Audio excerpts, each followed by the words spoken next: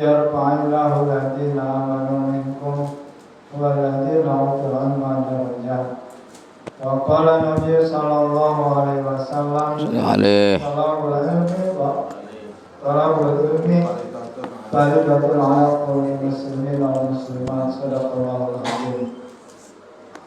Yang sama-sama kita hormati guru kita bersama Al-Mukarram Ki Haji Mutawalli, yang sama-sama kita hormati Ketua DKM Sekolah Syariah Bapak Ekonomi Yanto, Ketua RW 029 Bapak Sudikun, Ketua RT 02 Bapak Muhammad Alikir, dan yang saya hormati Bapak-Bapak, Ibu-Ibu, tentunya serta anak-anak sekalian yang mudah-mudahan kita semua dirahmati Allah Subhanahu wa taala. Pertama, mari kita bacakan puji dan syukur kehadirat Allah Subhanahu wa taala atas limpahan nikmat dan karunia yang telah diberikan kepada kita semua, terutama nikmat iman, nikmat Islam, nikmat ajal umur yang beserta dengan nikmat bahagia, sehingga pada kita masih dapat berkumpul di tempat yang mulia ini dalam rangka melaksanakan salah satu dari kewajiban kita, yaitu sholat maghrib berjamaah, yang insyaallah akan dilanjutkan dengan pengajian rutin setiap malam Senin. Salawat serta salam marilah kita curahkan kehadirat Kanjeng Nabi Muhammad sallallahu alaihi wasallam, pada keluarganya, pada para sahabatnya, dan kita semua selaku umatnya yang senantiasa berusaha untuk melaksanakan sunnah-sunnahnya. Mudah-mudahan dalam kiamat nanti mendapatkan syafaat. Amin. Dari Nabi Muhammad sallallahu alaihi wasallam. Amin. Marilah kita melaksanakan pada malam ini dengan bacaan surat Al-Fatihah. Semoga dalam wasilah mujizat dari surat Al-Fatihah ini kita semua senantiasa dimudahkan Allah Subhanahu wa taala dalam menuntut ilmu, sehingga dapat memahami dan melaksanakan dan mengamalkan apa yang telah diajarkan oleh Allah. Dunia wa kullu shay'in ila Nabi Mustafa sallallahu alaihi wasallam. Al-Fatihah. A'udzu billahi minasy syaithanir rajim. Bismillahirrahmanirrahim. Alhamdulillahi rabbil alamin. Ar-rahmanir rahim. Maliki yaumiddin. Iyyaka na'budu wa iyyaka nasta'in. Ihdinas siratal mustaqim. Siratal ladzina an'amta 'alaihim ghairil maghdubi 'alaihim waladdallin. Amin. Untuk selanjutnya waktu kami persilakan pada berbuka bersama Al-Mukarram Ki Haji Mutawalli. Sallallahu ala Muhammad. Assalamualaikum warahmatullahi wabarakatuh. Ya Rabbi bil Mustafa balligh maqasidana waghfir lana ma madha ya wasi'al karami ya Rabbi bil Mustafa balligh maqasidana waghfir lana ma madha ya wasi'al karami. Muhammadun sayyidul kaunaini was-saqalaini والفريقين من عرب ومن عجم يا رب.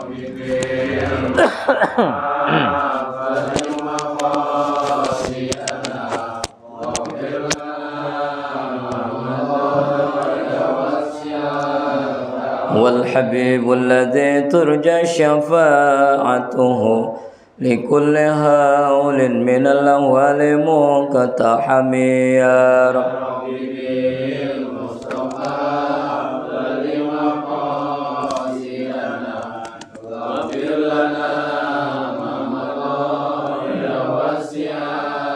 مولاي صل وسلم دائما أبدا على حبيبك خير خلق كلهم يا رب.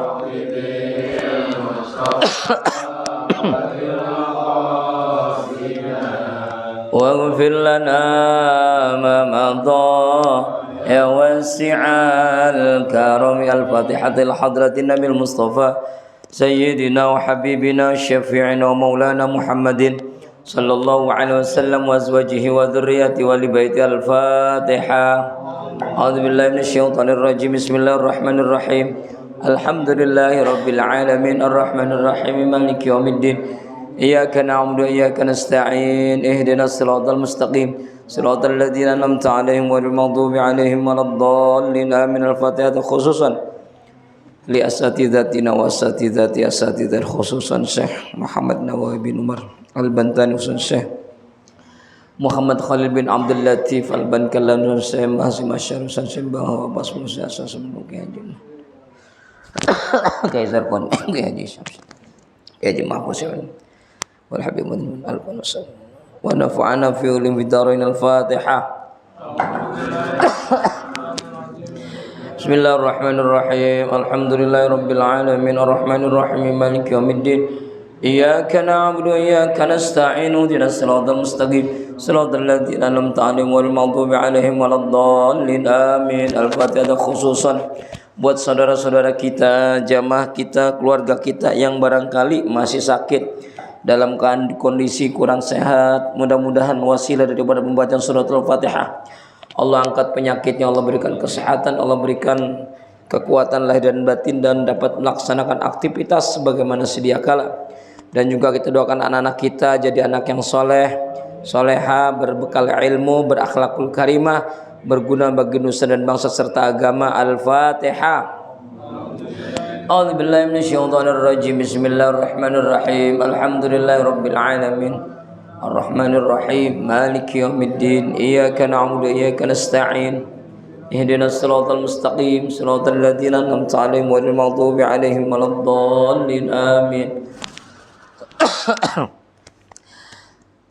Alhamdulillah alladzi ja'ala al-'ilma arfa'a as-sifatil kamaliyah wa asyhadu an la ilaha illallah wahdahu la syarika lah alladzi khassa man syaa min ibadihi bil ma'athiril hikamiyah wa asyhadu anna Muhammadan 'abduhu wa rasuluh alladzi khassahu Allah ta'ala bi jami'i kamalatil 'ubudiyyah wa sallallahu ala sayyidina Muhammadin alladzi malallahu ta'ala qalbahu sallallahu alaihi wasallam min jalalillah ala jalla wa ala. Amma ba'd, fa ya ibadallah usikum nafsi bi taqwallah faqad fazal muttaqun. Yang saya hormati Bapak Ketua DKI Mushola Syariah, Bapak Eko Novianto, Bapak-bapak, saudara-saudara sekalian, mobil khusus Bapak Sadikun, Bapak Ketua RW kita, ibu-ibu yang hadir, jamaah Mushola Syariah yang dimuliakan Allah Subhanahu wa taala. Mari kita mulai pembacaan kitab Nashul Ibad karya Syekh Muhammad Nawawi bin Umar Al-Bantani, yang sekarang sudah masuk pada maqalah yang ke-33 bab keempat. Mohon maaf suara saya masih serak-serak ini, batuk-batuk baik. Doain biar saya sehat, Pak. Soalnya pengen bulan Maulid ini ya, suara masih serak baik nih.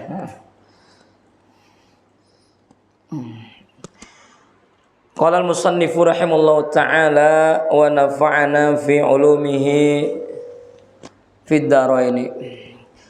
Wal maqalatu salisatu wassalasuna, dan adapun maqalah yang ke-33, an ba'dil hukama'i yastaqbilu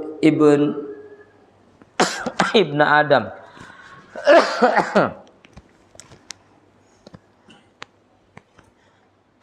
Yastaqbilu ibn Adam arba'unu batin bidhammin nuni wa hiya allati taghlibuh yantahibu ya'khudhu bil qahri malakul mauti ruhahu wa yantahibu al warasatu bi fatahatin jamu waris malahu ba'da mautih wa yantahibu ad-dudu jismahu fil qabri wa yantahibu al khusama'u bidhammin fathin jam'u khasimin wa hum man lahum al haqqu ala man zalamahum bi akhdhi amwalihim aw bi ightiyabihim aw bidarbihim masalan aw bighairi dzalik amalahu in kana lahu amalun salih wa illa humila alaihi dzambuhum. Makalah yang ke-33 ini bab keempat. An ba'dil hukama, dari sebagian ulama ahli hikmah, mereka meriwayatkan yastaqbilu ibna adam arba'u nuhbatin. Yastaqbilu akan menghadapi ibnu Adam, ya ibnu Adam bisa anaknya Bani Adam atau anaknya Nabi Adam atau Bani Adam. Arba'an nuhbatin, 4 perkara yang bisa merampas. Bidomin nuni, dengan domah di nunnya, terus nuhbat itu ya, wahya allati taglibuh, yaitu akan mengalahkan daripada anak Adam. Jadi nanti kata ahli hikmah bahwa Bani Adam itu akan menghadapi 4 perkara yang merampas dari kehidupannya. Kehidupan kita ini enggak lepas daripada nyawa kita, harta kita, apa yang kita miliki, dunia yang ada di sekitar kita. Itu enggak lepas tuh. Apa yang ada di sekeliling kita, Bapak, Ibu, itu nanti bakalan secara terpaksa akan terampas. Ya, kita sudah bertahun-tahun membangun musola ini. Ya, satu-satu nanti penghuninya akan dipanggil. Itu kan sama aja dirampas. Saya tanya sekarang Bapak Ibu, ada nggak yang sekarang mau dicabut nyawanya? Ada nggak? Kita boleh jawab nggak mau Pak Ustadz, karena kami belum siap. Tapi ketika Allah sudah memberikan perintah kepada malaikat Israel, apa belum dikata? Ya, Mas Win, apa mau dikata? Ente lagi duduk kayak begini, tahu-tahu dicabut nyawanya sama Allah. Masya Allah, sorga ente. Lagi bagus banget begini. Coba kemarin lagi manjat pinang. Ya Allah, kita nggak bisa mengelak, Pak, nggak bisa mengelak. Semua manusia anak Adam akan menghadapi ini. Ada 4 perkara yang bakalan dirampas. Apa yang pertama? Yantahibu malakul mauti ruhahu. Ini yang pertama. Yantahibu, akan merampas. Siapa yang merampas? Malakul mauti, malaikat maut. Ruhahu, akan ruh daripada anak Adam. Ya'khudhu bil qahri, mengambilnya bil qahri, dengan paksa. Mas Barok, hari ini saya diutus malaikat Israel. Saya ini Israel diutus sama Allah, akan mencabut nyawanya Pak Barok. Mau lari kemana Pak Barok? Mau ke ujung langit? Nggak bisa. Walau kuntum fi burujim musayyadah, walaupun Mas Barok ngumpet di benteng yang paling kokoh, nggak bakalan bisa. Idza jaa ajaluhum la yastakhiruna sa'atan wala yastaq. Kalau ajal udah menjemput, nggak bakalan bisa diundur-undur, nggak bakalan bisa dimaju-majuin. Itu hikmahnya. Malaikat itu diciptakan sama Allah min nur, minan nur, dari cahaya yang sifatnya itu latifatun, sifatnya itu lembut, nggak kelihatan. Dan hikmahnya juga, kalau Allah juga tidak menguasakan kepada manusia untuk bisa melihat malaikat. Ya, kalau seandainya kita dikuasakan sama Allah bisa ngeliat malaikat, ya boleh jadi banyak yang mau berangkat kemana-mana udah kencing duluan. Gara-gara apa? Ngelihat wujud malaikat. Ya. Nabi mah enak, ditawarin dulu Mas Barok. Rasul, panjenengan sakniki sampun para kependute. Udah siap, udah deket banget ajalnya. Sudah siapkah engkau? Lu enak banget. Nah kalau kita ditawan begitu enak kali ya? Enak banget kali ya? Ya. Mas Winarto, sampean udah siap mati, saya ini malaikat Israel. Mau nggak sekarang saya cabut? Waduh, jangan dulu Pak Malaikat. Tak dulu. Saya mau sujud dulu di musola syariah. Saya mau mau jual semua isi rumah saya mau sedekahin kepada anak yatim. Semua orang miskin yang ada di kampung ini saya akan sedekahin. Janda-janda akan saya santuni semua. Entar dulu malaikat, jangan sekarang dulu. Emang bisa begitu? Nggak bakalan bisa. Kalau kita lari dari kematian nggak bakalan bisa. Qul innal mautal ladzi tafirruna.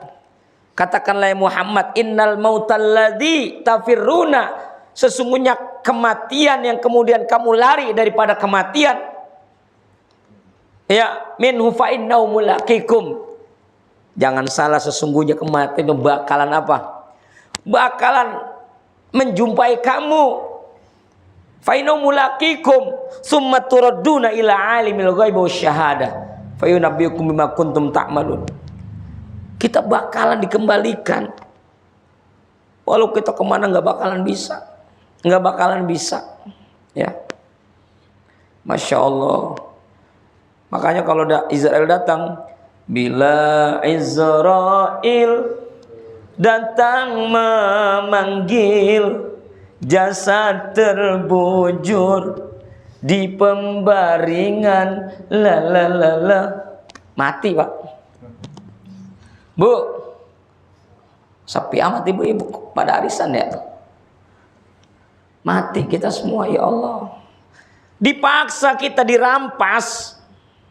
Ya, karena memang udah waktunya. Ya, al-mautu ya'ti baghtatan.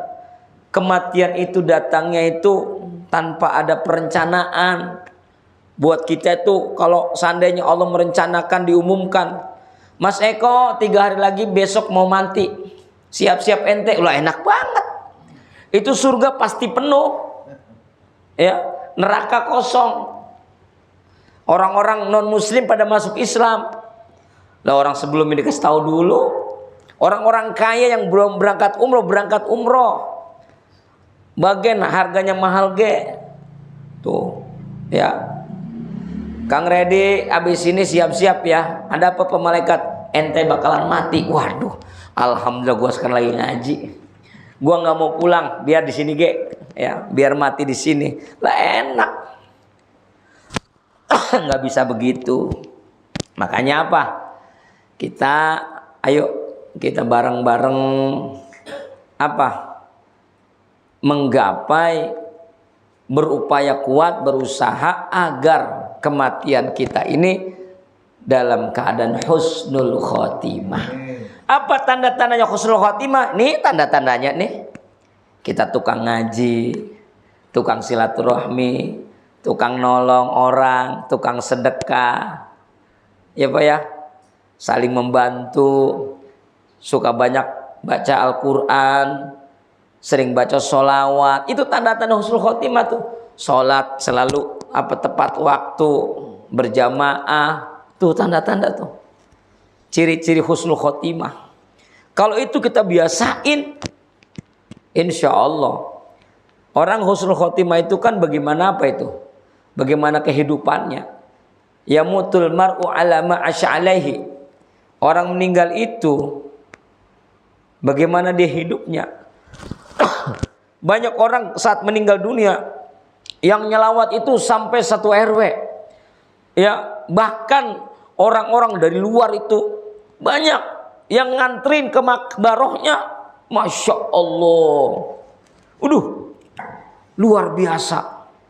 Sampai berebut gotongan ininya. Gotongan apa itu? Kurung batangnya. Kurung batang jalan sendiri, Pak. Karena apa? Dioper-oper, Pak. Ya Allah, itu Pak. Min alamatil khair. Tanda-tanda orang itu ahlul khair. Husnul khotimah. Kemarin itu saya ada teman orang Tambun situ. Panggirel. Subuhnya itu masih ikut kuliah subuh di Masjid Nurul Hidayah Desa Setiadharma. Masya Allah, namanya Pak Subur ya, bin Subur, lupa. Nah, teman-teman saya di NU masih kuliah subuh. Pas waktu itu ada sulingnya Bapak PJ Bupati, dia datang ya. Kalau nggak salah 3 hari 4 hari dari itu tuh meninggal, berangkat ya. Meninggalnya nggak susah, gampang ya. Yang sulit, yang menjadi cita-cita kita itu bagaimana kita meninggal itu gampang. Pokoknya gampang. Ya, lagi tidur malam nih, nggak bangun. Seterusnya itu gampang. Udah bagus banget itu. Nggak nyusahin orang. Nggak ada yang namanya apa itu. Nggak ada yang namanya dia sakit dulu, tahu-tahu meninggal aja. Ya Allah, padahal mah kemarin baru bareng sholat subuh berjamaah. Baru kemarin ngobrol sama saya di musola. Ya Allah, tahu-tahu udah meninggal dunia. Masya Allah. Nggak ada penyakitnya, nggak pernah dirawat, tahu-tahu meninggal. Ya Allah. Ya, ini luar biasa Pak. Saya pernah membawa jamaah umroh Pak. Pas mau pulang itu, udah selesai umrohnya, udah selesai. Pas mau pulang, kita transit di hotel dekat bandara. Meninggal Pak. Lagi main HP dia, kayaknya dia lagi japrian sama istrinya, sama keluarganya. Ya mungkin ngasih tahu, papa mau pulang ini, ya segala macam gitu ya, japrian sama istrinya. Itu HP ada di bedadanya Pak. Ya kebetulan sama bapaknya, dia berangkat umroh, dibangunin sama bapaknya. Ya, Ruk bangun Ruk. Nah ini kok ngebangun. Lama itu dibangun, nggak bangun. Akhirnya manggil, karena saking lamanya dibangunin susah, minta temennya dibangunin. Kebetulan teman saya kayaknya ngerti, lah ini orang kayak nggak ada napasnya gitu ya. Ya Allah, cakep banget itu Pak. Akhirnya saya ditelepon, Pak Ustadz, si Fulan di kamar sekian, lantai 4, kayaknya meninggal deh. Kaget saya Pak. Innalillahi. Saya langsung apa itu? Lari Pak. Kebetulan saya di lantai 1, naik ke atas. Itu saya anuin tuh. Ya pokoknya inilah. Kayak orang-orang nolongin orang pingsan. Sampai saya bikin napas buatan juga. Iya nggak ada ya. Sampai saya kebetulan ngajak kiai pada waktu itu. Saya minta sama Pak Kiai, ini udah meninggal apa belum? Iya Ustaz, kayaknya udah meninggal ini. Insya Allah. Padahal Masya Allah kita makan bareng. Udah gitu meninggalnya cakep lagi. Habis umroh masih di tanah suci. Masih di Jeddah. Ya, masih di Jeddah. Mau berangkat. Ya Allah. Akhirnya kita pulangnya di pending besoknya setelah ngurusin jamaah. Nah, jadi kematian itu adalah rampasan, kita akan terampas kehidupan kita oleh yang namanya kematian. Maka jangan sampai saat kita dirampas nyawa kita dalam keadaan yang tidak baik. Makanya bagaimana biar supaya baik? Ayo kita memperbanyak amal soleh. Yang kedua, wayantahibu alwarasatu.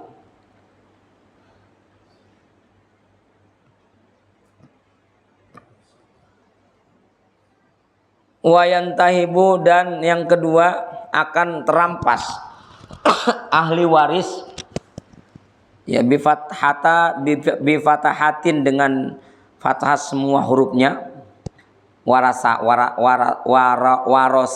ya, ahli waris, jamu waris, ya, jamannya waris. Akan apa yang dirampas? Malahu, hartanya, ba'da mautihi, setelah kematiannya. Emang kita pas udah mati, harta kita bakalan kita bawa? Kang Eko mobilnya bisa dibawa? Nggak bisa. Cuman nganter doang. Rumah yang di mana-mana bisa dibawa? Nggak bisa. Ya, nggak ada yang bisa. Ya. Nanti bakalan apa itu? Bakalan ditinggal semua. Istri yang kita cintai, kita tinggalin. Ibu meninggal dunia misalnya, laki yang kita cintain, yang ibu cintain, kita tinggalin. Ya. Badan pun tak berharga, sesaat ditinggal nyawa. Anak istri tercinta tak lagi. Ya itulah, kira-kira begitulah. Tak lagi, nggak bisa ngurusin kita lagi, Pak. Ya Allah. Ya. Jadi santapan cacing tanah. Aduh, kalau itu mau udah, masya Allah. Nih, nanti ada keterangan lagi. Harta kita yang bererot itu bakalan kita tinggalin. Yufarik. Kalau bapak mewariskan ilmu kepada anak-anak bapak, kalau ibu mewariskan akhlak yang mulia kepada anak-anak ibu, saat bapak ibunya kaya, insya Allah harta bapak ibu bakalan boleh jadi akan menjadi lebih barokah. Tapi kalau seandainya bapak ibu ninggalin anak, enggak ninggalin ilmu, enggak ninggalin adab, akhlak, sopan santun, cuma ninggalin harta doang, boleh jadi anak bapak ibu bakalan rebutan harta warisan. Coba dah. Ya. Makanya bapak ibu, kita semua nih yang punya anak, ayo kita ajarin adab, kita ajarin akhlak. Bilangin sama mereka, nah bapak emak kamu ini orang biasa-biasa saja. Harta yang bapak punya ini sesungguhnya milik Allah. Kelak nanti kalau seandainya bapak kamu udah nggak ada, tolong harta ini jadikan harta yang berkah. Jangan kamu jadi pada rebutan. Ya. Ini bahaya kalau kita meninggalkan anak kita harta doang, nggak pakai ilmu, nggak pakai adab. Boleh jadi pada rebutan. Ya. Satu sama lain pada saling sikut-sikutan. Boleh jadi bisa berantem gara-gara harta waris. Makanya kan banyak judul-judul sinetron tentang warisan. Ya, karena itu tadi nggak pernah ninggalin adab dan ilmu. Lalu kemudian yang ketiga, wayantahibu ad-dudu jismahu. Jadi orang yang kedua, ketika dia meninggal dunia, hartanya pun bakalan terampas. Oleh siapa? Ahli waris. Anak-anak kita. Jadi kalau kita punya anak, biar enggak anak kita misalnya memang ya kondisi kayak begitu, udah dibagi-bagi. Tong nih milik lo, nih milik kamu, nih milik kamu. Kalau ada, ya. Tanamkan kepada mereka, jangan gila harta. Jadikan hartanya itu tambah barokah. Jangan tambah mafsadat. Yang ketiga, wayantahibu ad-dudu jismahu. Akan merampas Siapa yang merampas adudu belatung, ulet, jismahu badannya jadi santapan cacing tanah. Ya. Jadi santapan cacing tanah. Kita ini bakal jadi cacing tanah. Disantap sama ulet tuh. Seminggu barangkali udah berair bangke kita nih. Kita nih bangke nanti. Kang Redi, sekarang ente masih ganteng. Bini ente masih resep ngelihatnya ya. Ya, iya dicubit pipinya. Tapi kalau udah mati, boro-boro ya, yang ada sieun. Tapi makan cacing tanah, Pak. Masya Allah. Seminggu jadi air, 2 minggu udah mulai itu berbau. Kesananya sudah banyak bernyenyer. Kesononya udah mulai ada belatungnya. Habis, Pak. Kita nggak ada apa-apanya, Pak. Ya.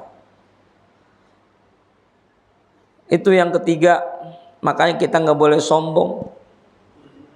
Ya, kita cuman ujung-ujungnya jadi bangke, Pak. Wa yantahibu al-khusoma'u bidommi fathin bidomin wa fathin jam'u khosim. Ya, yang ketiga, yang keempat akan merampas musuh-musuh. Wahuman lahum, mereka itu para musuh adalah orang-orang yang bagi mereka itu al-haqqu, mempunyai kebenaran, ala man dolamahum, atas orang-orang yang telah berbuat zalim kepada mereka. Maksudnya Bani Adam. Bi akhdhi amwalihim, boleh jadi dengan mengambil hartanya mereka, au bi bihim, atau boleh jadi karena sebab dengan digunjingkan atau diomongin kejelekannya, au bidorbihim, atau dengan cara persekusi, dengan mencelakakan, masalan au bighadari, atau seumpamanya. Amalahu, kepada amalnya anak Adam. In kana lahu amalun, jika anak Adam itu punya amal yang baik. Wa illa, kalau enggak punya, hummila alaihi dzambuhum, maka dia akan dipikulkan kepada ibnu Adam dosa-dosa mereka itu. Kalau kita punya musuh misalnya, ya, kita akan dirampas oleh musuh. Walaupun kita misal orang baik kan pasti ada yang musuhin ya. Ada juga Ada juga yang enggak suka. Ada yang musuhin kita didolimin. Ya. Ketika kita dirampas hak kita oleh orang-orang mereka, maka kita pun akan terampas harga diri kita, martabat kita. Ya. Misalnya naudzubillah min dzalik, ada tokoh masyarakat punya anak, kemudian anak itu terhinakan. Kehormatan orang tua jadi taruhan. Kehormatan orang tua menjadi terampas gara-gara anaknya berbuat yang tidak baik. Inilah 4 yang bakal merampas kehidupan kita. Maka pastikan diri kita ini bersiap-siaplah untuk mendapatkan kondisi yang akan terjadi nanti. Jangan pernah kita saat dirampas kita dalam kondisi yang serba tidak baik. Maka al-muwadzafah al-mulazamah, konsistensi atau kontinuitas dalam amaliyah kebaikan itu adalah penting buat kita. Karena sebagai catatan amal. Wal maqalatur rabi'atu, maqalah yang ke-asalasun, maqalah yang ke-34, an ba'dil hukama'i, dari sebagian ahli hikmah. Man istaghala, siapa orang yang sibuk bisyahawati, dengan pelampiasan syahwat, fala buddalahu minan nisa'i, maka biasanya dia akan mengambil atau mencari wanita. Aimin tanawuli an-nisa, yakni menggapai perempuan. Wa man istaghala, dan siapa orang yang menyibukkan dirinya bijam'il mali, dengan ngumpulin harta, fala buddalahu minal harami, boleh jadi dia akan senantiasa mengumpulkannya dengan barang haram. Hai minal wuku'i fil haram, yakni dari perkara yang terjadi pada harta yang haram. Wa man istaghala, barang siapa yang nyibukin, disibukkan dengan al manafi bi manafil muslimin, dengan kemanfaatan kaum muslim, fala buddalahu, maka biasanya dia akan melazimkan daripada al-mudarah dengan sikap lemah lembut, ai mulatafatihim, yakni ramah tamah kepada kaum muslimin, bil kauli, baik secara ucapan, wal fi'li, maupun perbuatan. Wa man istaghala bil ibadah, siapa orang yang menyibukkan dengan ibadah, fala buddalahu minal ilmi, maka biasanya dia senantiasa akan menempuhnya dengan cara menuntut ilmu. Idla, kalau enggak begitu, tasihul ibadah, enggak sah ibadahnya, illa bil ilmi, kecuali dengan ilmu, bikaifiyatiha, dengan cara dan metode ibadah. Ada 4 kesibukan. 4 kesibukan yang akan mempengaruhi diri kita. Kesibukan yang pertama, kalau orang yang sibuk dengan memperturutkan hawa nafsu, dengan melampiaskan syahwatnya, biasanya orang yang syahwatnya tinggi selalu enggak jauh dengan yang namanya main perempuan. Kata ibu-ibu, lah kalau saya main perempuan juga pos, enggak, main nyari duren. Nyari apa duren? Duda keren. Ingat Pak, siapapun kita, ketika kita selalu memperturutkan hawa nafsu kita, syahwat kita, maka kita biasanya suka main perempuan. Tuh, ada yang begitu? Ada nggak ya begitu? Ada ya. Di sini insya Allah nggak ada. Di sini mah masya Allah soleh kelihatan, masya Allah, resep ngelihatnya.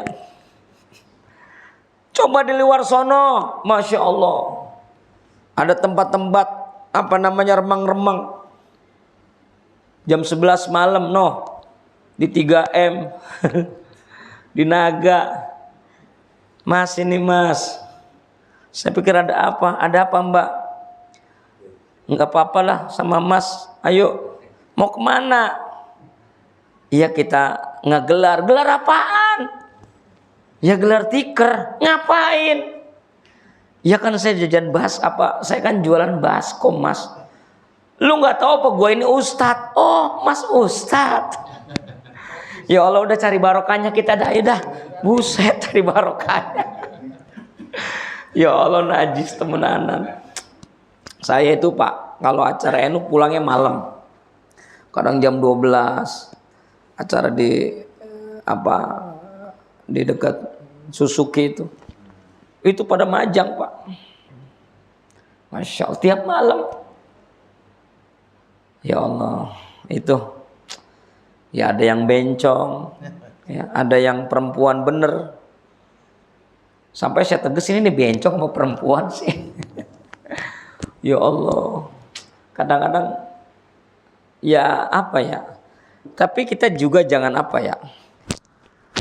jangan ngeklaim, jangan langsung kita ngejustice, wah lo ahli neraka lo, jangan. Seharusnya kita melihat mereka tuh kasihan ya Allah. Berilah petunjuk kepada orang-orang ini ya Allah, ya, yang terbaik buat kita terhadap dia. Ya Allah, berilah petunjuk kepada orang ini. Jadikanlah kehidupannya itu menjadi baik daripada yang sekarang. Udah aman. Ya. kita nggak boleh menganggap memang pekerjaan dia itu hina, tapi kita jangan sampai kita nggak tahu kan akhir hidupnya dia. Ada yang tahu nggak akhir hidupnya Kang Eko dia? Tapi kita juga nggak ada yang tahu nih. Saya, Kang Eko, si Mas Barok, semuanya nggak ada yang tahu akhirnya. Kita begini nih lagi bagus, tapi akhir kita emang ada yang tahu bagus? Nggak ada yang tahu. Makanya apa? Tandanya kebaikan itu melazimkan kita amali-amali kebaikan. Pembiasaan berbuat baik. Tapi dengan catatan lillahi ta'ala. Nah, itu. Ya. Perempuan. Kemudian yang kedua, kesibukan yang kedua, orang yang sibuk dengan ngumpulin harta kayak korun tuh. Udah gitu pelit. Orang yang tukang ngumpulin harta, numpuk-numpuk harta, itu biasanya pelit. Orang yang ngoleksi harta, ngoleksi mobil, ngoleksi batu cincin. Tapi kalau ngoleksi batu cincin kayaknya jarang orang kaya ya. Biasanya orang yang seneng aja. Ya, berlian. Kalau berlian rata-rata orang kaya. Itu biasanya itu orang-orang yang model kayak begitu. Orang numpuk harta. Mobil udah banyak itu. Ada Mercedes, ada BMW, ada Land Cruiser, ada Lamborghini. Ada macam-macam lah. Ya. Itu biasanya kalau dimintain proposal susah banget. Numpuk harta. Nah, biasanya model kayak begitu, fala budda lahu minal haram. Biasanya nggak jauh dia mencarinya itu dengan cara yang haram. Ya. Judi online tuh. Judi online, ada yang pernah ikut judi online?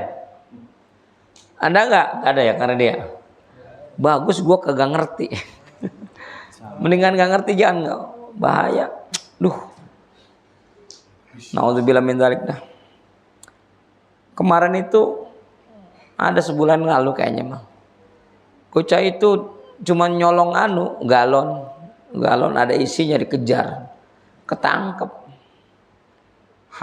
Mau dipukulin itu. Karena memang kebetulan daerah itu sering banget kehilangan. Saat ditanya bla bla bla bla, pas dilihat HP-nya, ya Allah, banyak bandar-bandar yang lagi nagih. Bandar judi, ya Allah. Lu main judi online, disatut langsung sama yang meriksa. Sampai kayak begitu, Pak. Ya, yang ketiga, kesibukan yang ketiga.